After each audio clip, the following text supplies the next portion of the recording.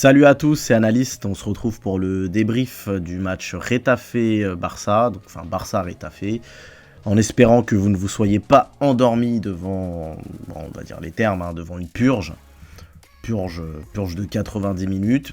Bon, les 3 points sont là, c'est l'essentiel, puisque un championnat c'est long, et un championnat, il faut engranger les points même quand on est moins bon.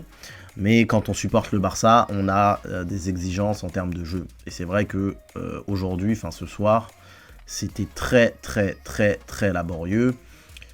Moi, je suis particulièrement déçu parce que, comme je l'ai dit dans mon avant-match, au-delà de la victoire, j'attendais vraiment un changement d'attitude. Je voulais voir une équipe relâchée, une équipe qui se lâche et qui soit un peu dans l'euphorie d'avoir gagné un titre. Parce que quand tu gagnes un titre, normalement, tu es moins stressé. Et quand tu es moins stressé, tu te lâches, tu te sens mieux, tu voles un peu. Et non, pas du tout, on s'est clairement... on a dormi, on a ronflé pendant 1h30. Et c'était que Retafe qui... heureusement que les attaquants de Liga sont nuls, parce qu'on va me dire, oui, on a encaissé que 6 buts. Mais Retafe, le 1 contre 1 que rate leur attaquant, c'est un scandale, je suis désolé. C'est un scandale, tu t'entraînes 5 fois par semaine, t'es numéro 9, t'as un 1 contre 1, où tu as 3 minutes pour te concentrer et tu le rates, c'est scandaleux. Tant mieux pour nous, et merci Ter Stegen, mais c'est pour dire, voilà, le niveau des attaquants de Liga, vraiment, d'avoir encaissé que 6 buts, il faut arrêter avec cette stat. Si tu as des vrais attaquants en face, tu en encaisses beaucoup plus. Bon, je vais revenir à notre jeu.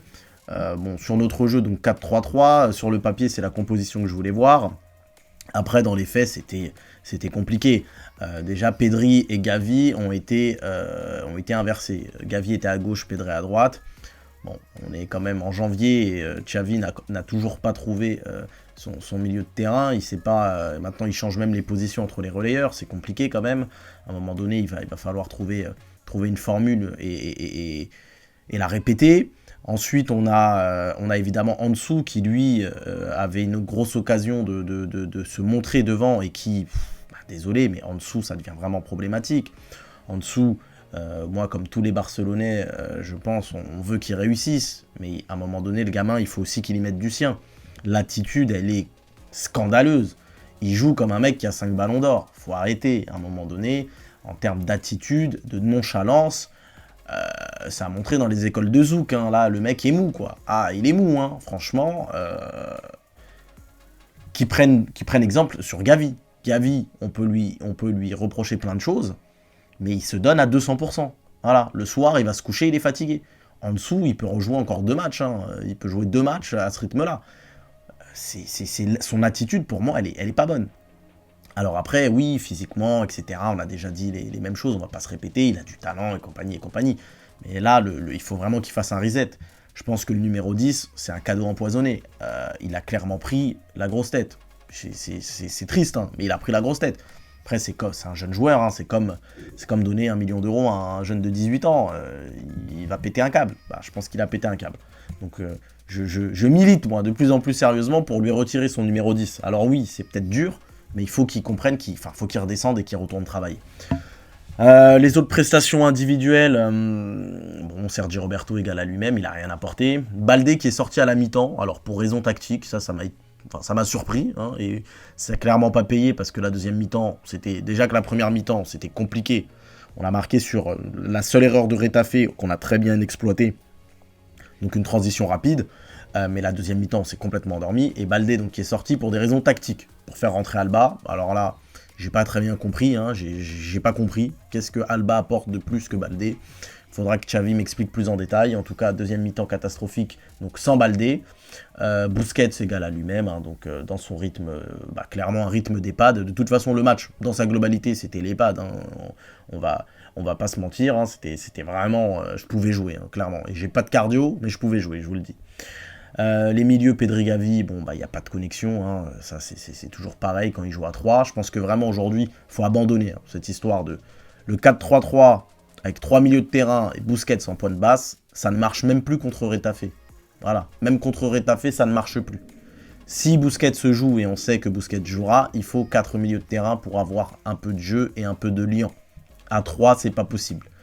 Donc ça, c'est un apprentissage et il faut vraiment que Xavi en tire des conclusions. Là, on rencontre mercredi la Real Sociedad, qui est l'équipe la plus en forme de Liga. Clairement, va falloir faire autre chose. Va falloir faire autre chose parce que si on montre ce visage-là, on gagne pas. Moi, personnellement, je suis un petit peu inquiet quand même, hein, parce que les matchs s'enchaînent et ils se ressemblent. Ça ressemble beaucoup au match de l'Espagnol, ça ressemble pas à celui de l'Atlético parce que c'était une autre opposition, mais on manque de maîtrise. On manque de maîtrise. Là, nos derniers matchs de Liga, donc Espagnol, Atlético, on marque un but à chaque fois, et donc celui-ci, pardon. Donc Espagnol, Atlético, Retafe, donc 2 matchs à domicile, on marque un seul but à chaque fois. C'est très compliqué. Un but par match quand t'es le Barça, c'est pas possible. Ça n'existe pas. Et après, bah forcément, Xavi, les schémas de jeu, je les vois pas. Moi, vous me direz dans les commentaires ce que vous avez pensé du match, mais pour moi, c'est pas normal qu'après plus d'un an sur le banc, on ait une proposition comme ça à domicile. Retafe, en plus, n'a pas mis l'autobus. Hein. Ils ont pas mis l'autobus derrière.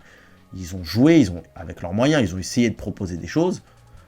Et on était incapables, nous, de mettre du rythme, de trouver des circuits. Enfin, c'est compliqué. Moi, j'ai regardé le match de Manchester City, il y avait des schémas clairs. Hein. Il y avait des renversements de jeu sur le côté droit, Mahrez qui fixe, qui attend le 2 contre 1 et qui derrière décale en retrait. C'est comme ça, d'ailleurs, que l'ouverture du score est venue. Chez nous, il n'y a rien. Voilà, il n'y a rien.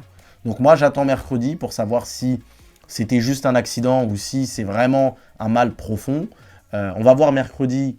C'est un match à élimination directe mercredi, donc il y aura de l'enjeu, il y aura de la tension, et on va voir ce qu'on a vraiment dans le ventre contre une équipe qui est en forme. Donc là, une équipe qui est en forme et qui va mettre du rythme.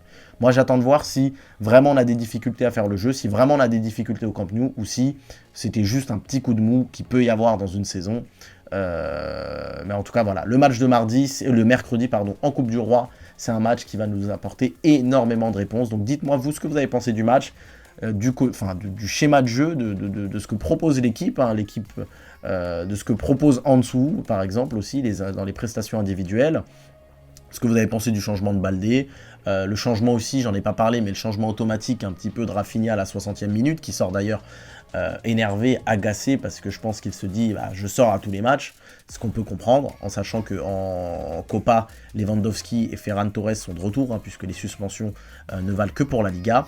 Donc voilà, dites-moi un petit peu ce que vous en avez pensé, ce que vous avez pensé du match, même si je pense qu'on a tous pensé à peu près la même chose, et puis ce que vous attendez surtout du prochain match, mercredi contre la Real Sociedad en Coupe du Roi.